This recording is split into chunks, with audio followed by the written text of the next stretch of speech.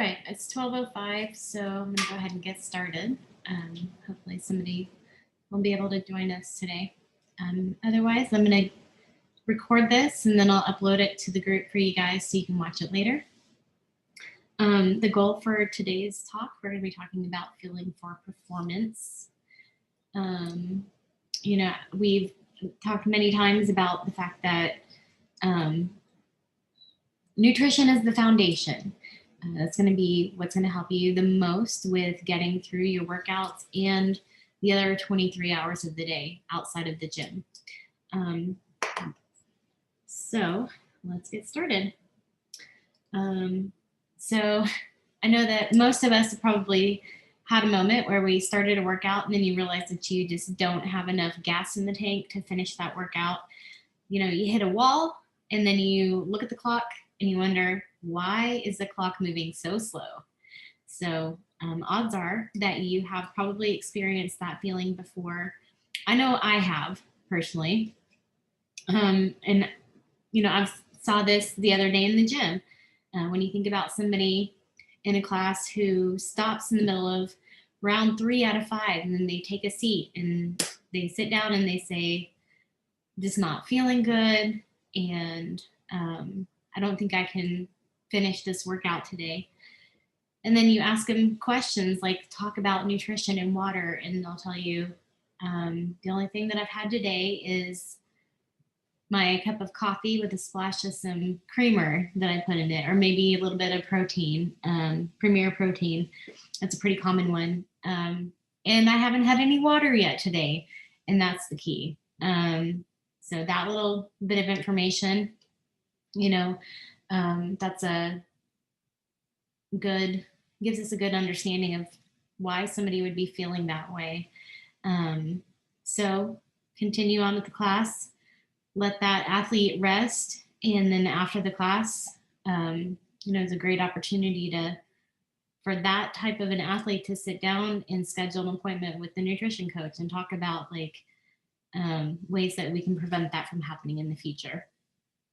So today, we're going to talk about the best ways that you can fuel before an event, the day of an event, how best to fuel for recovery. And before we begin, I want to mention who this nutrition talk is going to be best for, what type of athlete. So the truth is that a majority of people don't need to do anything too detailed or beyond, specifically beyond focusing on just eating more whole foods, balancing out their proper portions, eating mindfully, and that way they can reach their health and wellness goals. But if you have a more specific goal, something that you're working towards, such as fueling for an event, a competition coming up, or if you're considered one of our more elite or advanced athletes, these details are going to help you with taking your nutrition to that next level. So in other words, we recommend having the foundation.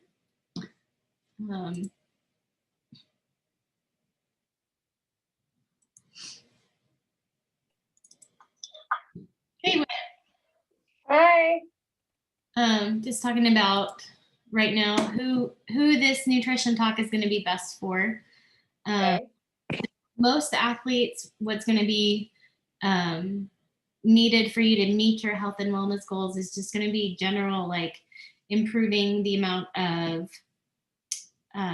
whole foods that you're taking in, drinking adequate water, making sure that you're getting protein into each meal. But those of our more advanced or elite athletes are going to be the ones that taking in this nutrition information is going to help them take things to the next level. So we recommend having a high foundation of the habits nailed down before trying to focus on these types of details. So right now I'm going to talk about how to fuel the day before a competition. So a lot of times people stress that you should eat more carbs the day before an event. I know in high school, I remember my sister on the swim team, they used to have like a carb party the night before her swim meets where they'd all get together and they'd have like spaghetti, and that way they could help increase the amount of carbs that they're taking in to use for fuel the next day at their meet. Your goal is that you do want to have more carbs. Well, carbs are going to be what's going to help you to increase your glycogen stores. Glycogen stores are the sugar that's stored in your muscles and in your liver. But the biggest mistake I think that has been told to, especially the young athletes, is to eat more carbs, specifically the day before a workout. So glycogen, a little bit more, is going to be the storage form of carbs that we eat.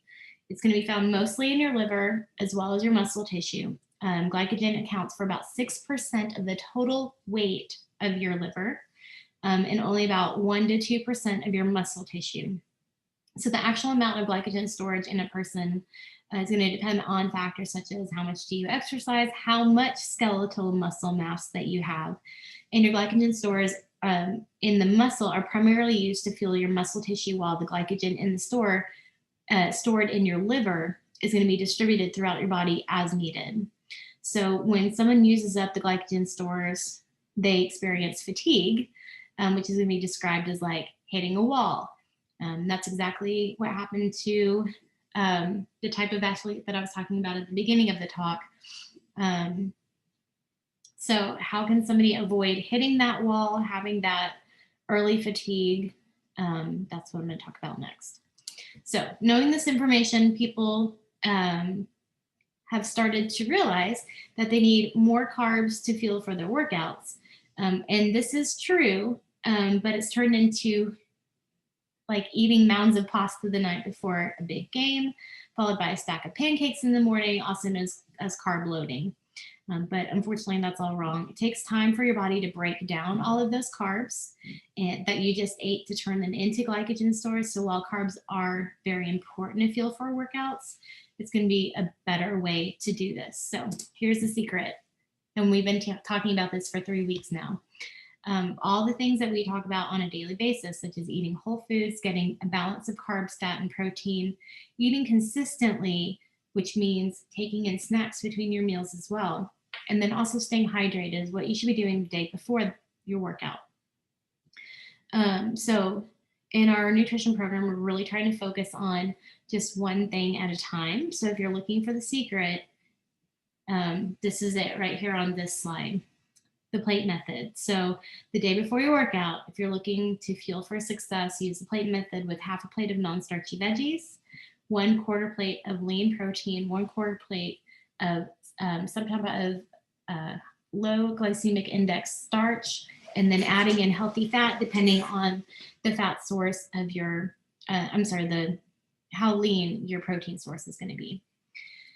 So while eating a balanced diet the day before is going to help set you up for success, there's going to be a couple of other things that you should consider, such as the night before a workout, trying to skip or at least limit the amount of alcohol that you're taking in, getting at least 80 ounces of water, and then also making sure that you get a good night of sleep the night before competition. So now that we've talked about the day before your workout, let's talk about how we can best set ourselves up for success the day of your workout. So with events like the Open, we know that there are some people do the workout first thing in the morning. Some of us might be going to that Friday Night Lights that John's going to get set up. So we're going to talk about 2 different ways to fuel for a workout the day of, depending on what time of day you are working out. So if you're someone who hits your workout in the morning, you want to make sure that you're eating before the workout. Remember that you want to help replenish or create those glycogen stores. So overnight, we enter a fasted state where our bodies use any of your glycogen stores for energy while you're sleeping. So eating before is a must to help us replenish those lost energy stores. But remember that it does take time for your body to convert our food into energy. So you want to try to wake up a little bit earlier. You should aim to get healthy carbs and protein. So if you're someone that struggles with being nauseous, if you eat before a workout, then you can try liquid sources such as a smoothie, maybe some applesauce with protein powder, non-fat Greek yogurt, drinkable yogurt's really good as well. Liquid sources are going to be easier for your body to digest and use for energy. So notice that we have suggested protein and carbs, but not fat. The reason for that is because fat is going to slow down your digestion. It actually delays your gastric emptying, and that's going to slow down the amount of time that the carbs and protein can get into your cells. So if you're somebody that hits your workouts in the evenings, you want to be making sure that you take in a balanced breakfast and lunch, and then a couple of snacks throughout the day. You want to fuel yourself throughout the day, and then also have a little bit of additional carbohydrates before your workout. Again, liquid like applesauce is going to be a great option. So the last two things you want to think of as far as nutrition the day of your workout. First of all, don't try anything new. Trying a new food the day of your competition is going to leave a lot of uncertainty whenever it comes to the time that you're going to be working out. So if what's going to happen if that food doesn't sit well in your stomach? I promise you that having an upset GI tract is not going to be helpful to your score in the open. So you want to stick to foods that you know how your body's going to react to them. If you're interested in a new food for performance, this week is going to be the week to try that out. The week before the open starts, not the day of. So secondly, you want to think about pre-workout as well. This is something that I know that a lot of people have asked me about, is different kinds of pre-workout. Now, this is one, I'm a big fan of the Ascent brand for that's what the kind of casein that I buy, the kind of whey protein that I buy. I personally don't use pre-workout, but I got this sample whenever I bought my casein not too long ago, and it's some pre-workout. And so the first ingredient, this one actually has some protein in it, and it has some carbs, and then they also add caffeine. So a lot of pre-workouts are going to have caffeine added to them. This one has 150 milligrams of caffeine. That's about the equivalent of like 2 cups of coffee. I know that like one little can of Red Bull has 80 milligrams of caffeine. So this is almost double a Red Bull. So depending on how you do your pre-workout, like if it comes in a container and you're dipping it out, you might be overdosing yourself and giving yourself even more caffeine. So what caffeine does, I know people who spend a lot of time with me would know that I work with the babies in the NICU. And we actually give caffeine to the babies in the NICU because it is a neurostimulant, and it reminds the babies to breathe, and it increases their heart rate. So remembering to breathe is, something that as an adult, we don't really struggle with because we've got that respiratory drive already in place. But asking your heart rate to be increased is something that's already going to happen just because you're moving your body in a workout. And so moving your body, lifting weights, resistance training, all of those things is going to increase your heart rate anyways. You don't necessarily need to add caffeine in order to increase that. So if you do choose to do a pre-workout, you want to think about like, what is that doing to your body? As far as like, is it making your heart rate spike? And is that going to be beneficial for you in the middle of competition? So if you're doing a heart rate, doing an open workout and your heart rate spikes, and you need to focus on breathing in order to control that higher heart rate, why add in a pre-workout that's going to increase your heart rate even more? So I recommend skipping pre-workout. And then I know at one point I was a fan of having like simple sugar carbs, like candy. I think one year during the open, I actually had some gummy bears in the middle of the workout. And I mean, it's something that's going to help replenish those glycogen stores, but then you want to think about like, how is that going to make my GI tract feel? And for me, I've noticed since I've greatly increased my intake of those non-starchy veggies and decrease my intake of foods that have added sugars, I am highly affected by any additional sugar that I'm adding to my diet. So the other day I went through the grocery store checkout line. My kids have been asking me for gum, so I bought a little pack of what was it, Mentos. Did not realize that they were mint, of like they're chewable candy instead of gum. Put a couple of those pieces in my mouth, chewed them up, and within like 10 minutes, my stomach hurt. So that's just something to consider is, how is that going to affect your GI tract? And that's not always going to be ideal to learn in the middle of a workout that you're trying to move and, get a good score. So let's talk about what to do after a workout.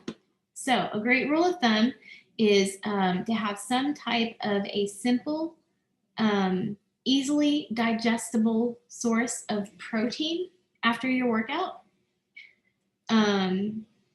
So a lot of people are really big fans of the whey protein. Again, big fan of Ascent brand. Whey protein is great because it's going to be the most easily digestible, complete protein. And if you have difficulty with processing cow's milk, I would try to focus on getting a whey protein that is whey protein isolate, because that is going to not have the lactose in it. So sometimes, most people that have any issues with cow's milk, if they do whey protein isolate instead of concentrate, they're going to be more likely to tolerate that well. And so other options that you have is going to be like vegetarian protein powders. Those are good for immediately after a workout is over to help repair your muscles. And then you want to add in an easy to digest carbohydrate source. So let me show you guys.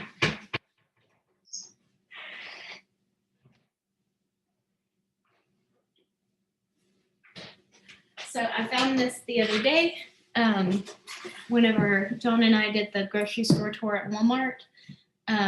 A really good source of carbohydrates is going to be anything liquid, easily, that's portable for one thing.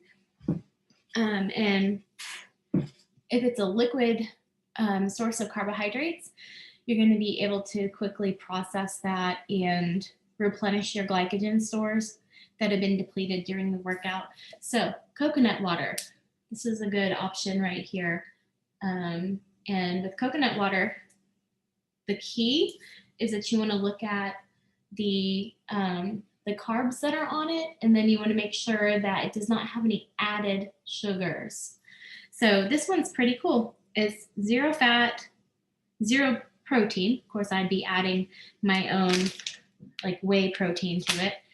And then it's got 15 grams of carbs, and that's in about 250 mils, which is approximately 1 cup or 8 ounces. And it has 0 grams of added sugar. So the only ingredient is just coconut water. So add that coconut water to a little bit of whey protein, or I really like tart cherry juice because it's got a lot of antioxidants in it. But those are great sources for you of simple sugar carbs to help replenish your glycogen stores.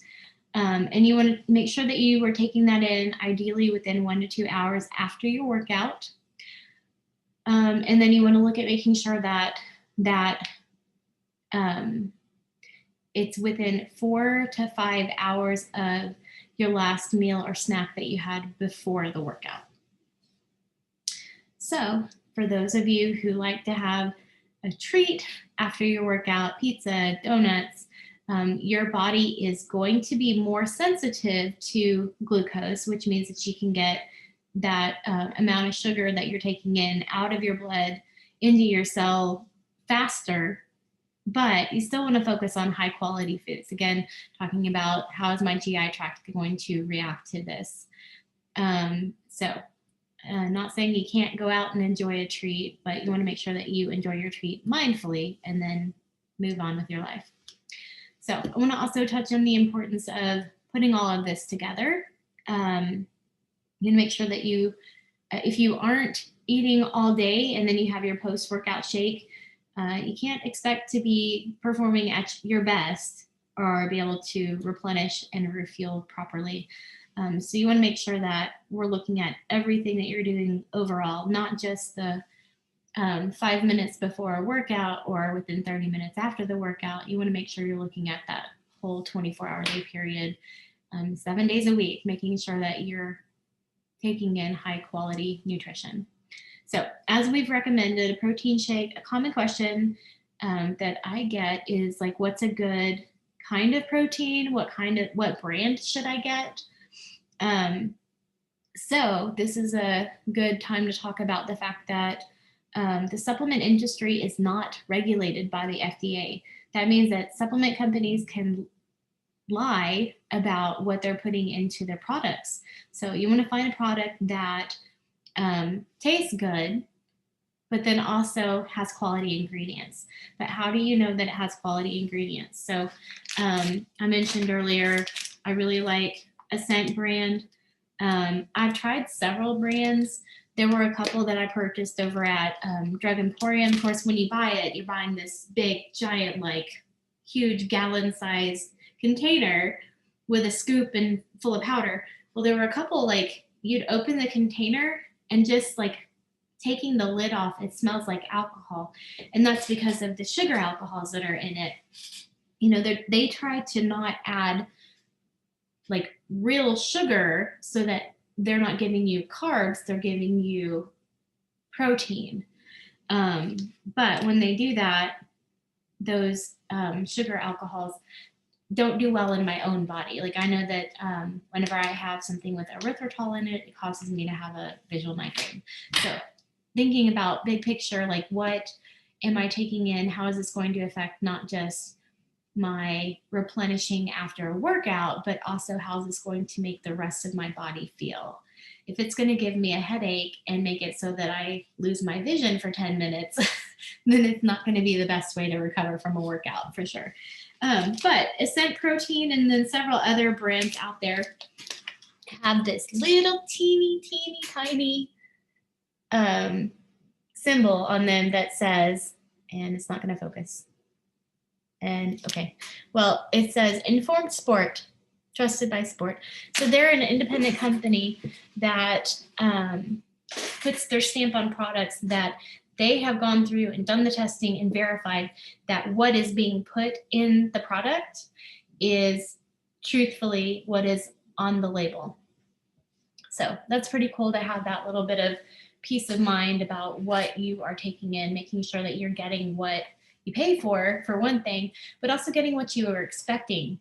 If you are expecting to receive 25 grams of protein in one scoop and you're not getting 25 grams of protein, that's not going to help you with hitting your health and wellness goals or your goals in the gym. So now that we have our post-workout protein and carbs, you want to look at what does the day after look like so that you can help continue with that recovery and get you ready for the next day. So the best thing that you can do for yourself is stay consistent with your intake. You want to make sure protein that you are taking in adequate protein at each meal and allowing yourself to take a rest day every once in a while. Fueling for success is not just about what you do right around the workout. It's about how consistent you are with doing all of the things every day. So you want to consider one other thing. Healthy Steps Nutrition and their registered dietitians recommend that you take in an omega-3 fatty acid supplement. Omega-3s are going to help you with it's an antioxidant and helps with decreasing inflammation. So it's going to be a good way to help you with continuing your recovery and aiding your body with recovering from the workouts. So with the open quickly approaching, or the rest of the competition season that's coming up, we hope that this information that I'm providing today is going to be helpful for helping you to fuel for success. John, are you able to hear me? Do you have any questions? Wait, had to bounce out. So this is pretty much pretty similar to the information that was provided by Healthy Steps Nutrition in that podcast as well. I tried to keep it quick so that you guys can get back to the rest of your life. But I hope that you are also able to look at the resources that I put in the app for you. Next week, we're going to be talking about different types of supplements and hydration. Our goal is going to be to increase the amount of water that you guys are taking in so that you can stay hydrated, and it'll help you with getting through those workouts on a regular basis. We're going to have next week Lorena from Natural Grocers is going to join the talk. She's going to be talking about supplements.